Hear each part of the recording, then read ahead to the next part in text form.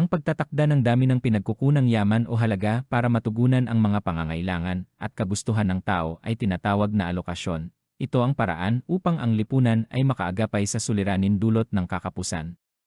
Halimbawa, taon-taon ang pamahalaan ay naglalaan ng budget para sa sektor ng edukasyon na ginagamit para sa karagdagang gusali sa mga paaralan, pasahod sa mga kawani tulad ng guro at kagamitan para sa mga mag-aaral tulad ng libro, silya at iba pa. Naglalaan ng budget para sa sektor ng agrikultura upang makabili ng modernong teknolohiya para sa pagsasaka at subsidya o tulong para sa mga magsasaka at mangingisda.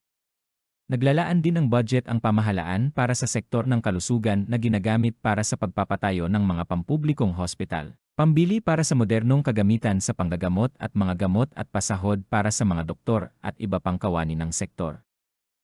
Naglalaan ng pondo para sa sektor ng infrastruktura upang makapagpagawa ng mga kalsada, tulay, daungan at paliparan. Upang matiyak na epesyente at maayos ang alokasyon ng mga pinagkukunang yaman, dapat itong sumagot sa apat ng pangungahing katanungang pang-ekonomikong ano-anong produkto at serbisyo ang gagawin. Paano gagawin? Para kanino at gaano karami ang gagawing produkto at serbisyo? Para sa gawain-gawain, punan ang kahon sa kanan ng apat na pangunahing katanungang pang-ekonomiko.